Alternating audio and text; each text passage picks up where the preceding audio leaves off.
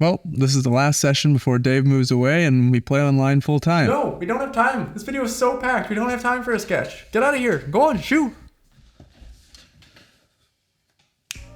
Welcome to the table. I'm Kelly, and we're going over a whole bunch of stuff to make your online D&D setups better. This video is organized into 3 parts. At the end, I'm going over 3 setups with 3 different budgets: free, $100, and ridiculous. Before that, I'll be going over some helpful software for running D&D online, like tips for routing music, running initiative, and sources for maps. But first, I'm going to tell you about the sponsor of today's video, which is Ghostfire Gaming and their new setting guide, Aetherial Expanse. Aetherial Expanse is a 200-plus page setting guide for running a swashbuckling campaign on the astral plane. It will include in-depth rules for building a crew, upgrading your ship, gaining reputation, and battling on the Starlight Seas. There will be a bunch of new character options, including at least 12 new subclasses like the Ethereal Domain Cleric, new spells and items, and Ghostfire's heritage trait system, allowing you to build your character species from over 50 traits. All this will be fully compatible with Foundry VTT and Roll20. To see more of this beautiful art and hear the fun pirate shanty they created, go check out the trailer, the link is in the description. Ethereal Expanse is live on Kickstarter, so head to the link in the description to get your copy. Music in D&D is essential for me, not just for combat, but I have music in almost every scene to help set the tone. It can make sneaky and suspenseful missions that much more dramatic, it can make sad scenes that much more poignant, and victories that much sweeter. But regardless of how much music you use, you most likely do use some sort of music. There have been 2 solutions that my group has found, and both have their pros and cons. The first method is to route the music through your video call using a program called Voicemeeter Banana. This free program is only available for Windows, so if you have a Mac, you would need to purchase one of the alternatives. I found 2 alternatives with good reviews, but I haven't tested them. SoundDesk by LoudLab is $30, and Loopback by Rogue Amoeba is $100. Both appear to do the same thing as Voicemeeter, but at quite a cost. Voicemeeter can be a bit tricky to set up, but there are lots of really great tutorials out there, and I've linked one of my favorites down in the description. Setting this up will allow you to have your microphone audio be mixed with the audio from your system and then sent through your video call. This will also allow you to hear the incoming video call audio and your own music in your headphones. The biggest pro of this setup is that you can play music from any source and everyone on the call will hear it. It also doesn't require anyone else to have any special software or subscriptions. The cons are the tricky setup, and if there are internet issues on the call, the music can become quite garbled. Some additional tips not mentioned in the tutorial I've linked below. If you're using Discord, make sure you turn off automatic input sensitivity and noise reduction, otherwise it'll clip and distort your music. The second solution, which our group has moved over to, is using Spotify's remote group session. Just open Spotify on your phone or tablet, click the devices, and click Start a remote group session. Then just paste the link in your chat and have everyone join. Once you join the session, you can hit the devices again and listen on your computer. You just need to join the session on a phone or tablet.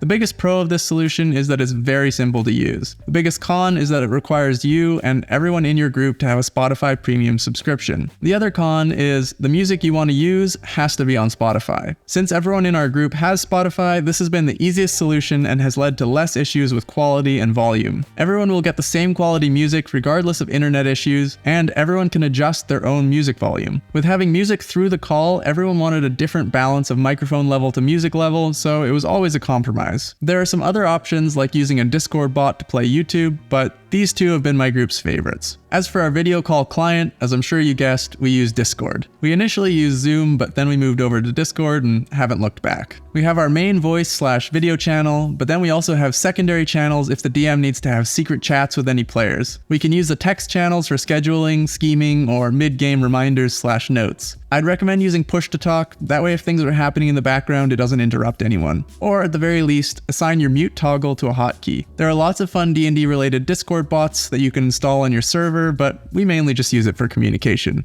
When I'm running combat, this is what my screen looks like. Discord open to see everyone, improved initiative for running initiative and monster stat blocks, Owlbear Rodeo, and my notes. And then a million tabs for rules references, music, and any monster images I might want to send to my players. I use improved initiative to fully run combat. I use it to track initiative, track monster stats like health, spell slots, legendary resistances, etc., and often to calculate attack rolls and damage rolls to make sure everything moves as quickly as possible. The developer of improved Improved Initiative had some issues with the domain expiring, so it's now at a new URL, which is linked down in the description. It comes with all the SRD content loaded automatically, but if you own additional content, you can find JSON files floating around and import those into Improved Initiative so you have all the monsters and spells that you need. Some of my favorite features of Improved Initiative are the player view. You can send your players a link and then they can always see whose turn it is and whose turn is coming up next. The hotkey shortcuts like N to advance to the next turn, the ability to hide monsters from the player view, so if you plan on having some monsters join later, you can already have them in the initiative order and then just reveal them at the right time, the ability to track spell slots, abilities, and legendary resistances for monsters, and the ability to roll attacks and damage right from within the monster stat block. Automatic attack and damage calculations has made running combat so much quicker for me, I can't emphasize it enough. The D&D Beyond combat tracker has some of these features now, but I like the implementation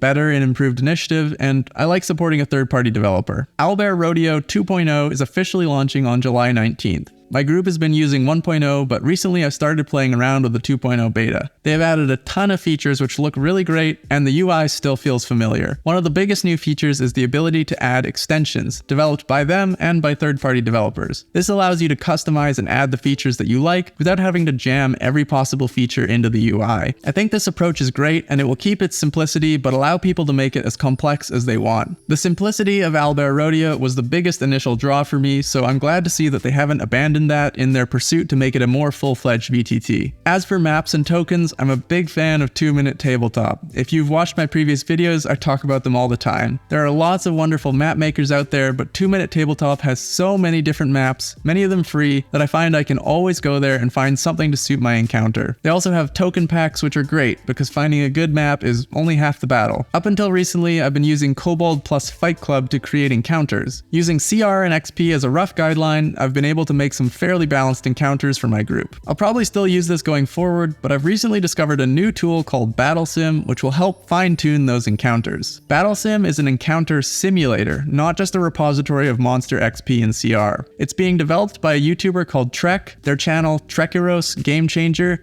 is linked in the description below. You should definitely watch their video going through all the details of BattleSim. I haven't had a chance to fully test it for accuracy, but the amount of different options it offers is really cool and the concept is really promising. I think it'll definitely be another tool that I'll add into regular rotation to help with encounter design. If you use D&D Beyond, then this Chrome extension called D&D Beyond Campaign DM Screen is really handy. If you load up the campaign page on D&D Beyond, it will show all of the characters' essential stats under their names. It's a really handy way to see their stats and a live version of their HP so you don't have to track it yourself. All of this software is only half the battle for a great online D&D setup. If you can't hear or see each other properly, then that's going to have a negative impact on the experience. I'm going to go through 3 budgets for different setups for better audio and video. A free budget using stuff you already have, a mid-tier budget of $100, and a ridiculous budget where I'll use all of my YouTube gear to make it look and sound as good as possible. The last one is just for fun. Please don't actually spend that much on equipment just to play D&D online. First up, the free budget. Not everyone has a webcam on their computer, but I would say that most people have a phone with a camera these days. Even if your computer does have a webcam, chances are that the camera in your phone is nicer. During the pandemic, when my group moved to online play, I didn't have a webcam, so I used my Android phone and a free app called Droidcam. You can use Wi-Fi to connect your phone to your computer, but plugging it in will significantly reduce the lag. The Droidcam app is available for Android and iPhone, but the desktop client is only available for Windows and Linux. If you're on a Mac, you can use an app called Camo,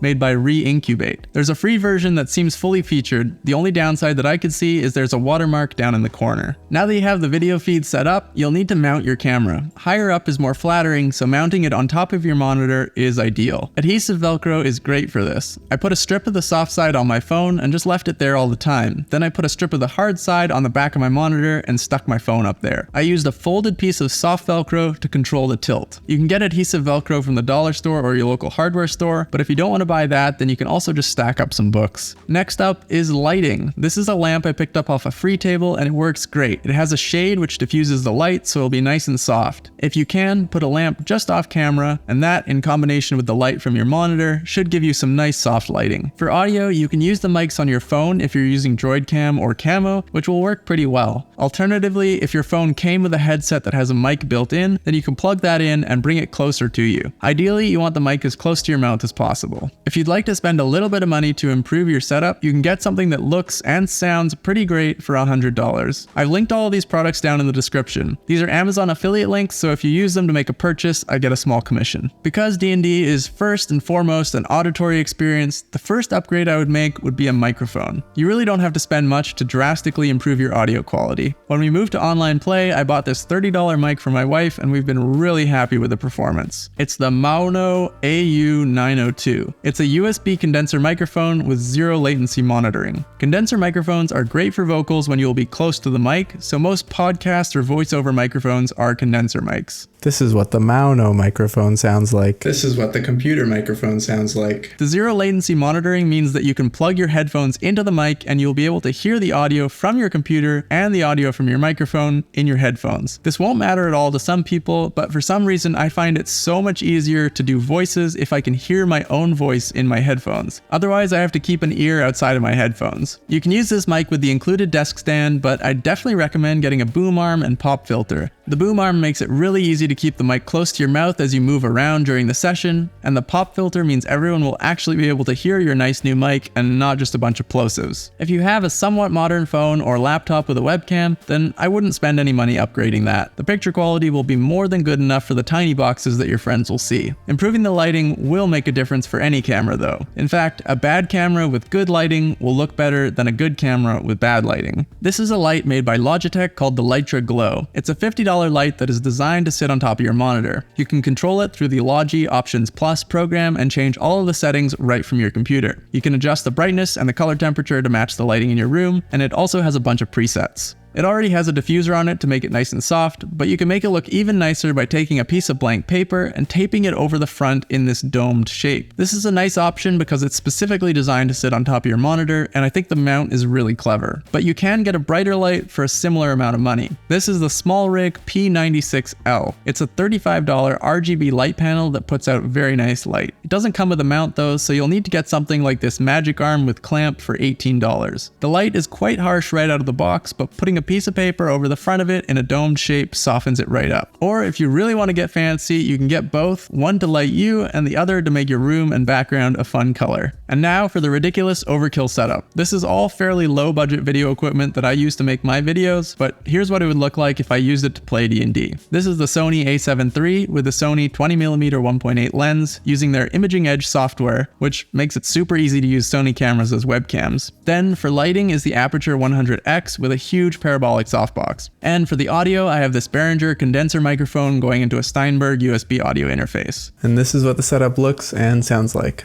Tell me about your setup down in the comments. And if you want even more tips about playing D&D online, less technical and more focused on running the game, you can check out this video here. I appreciate you.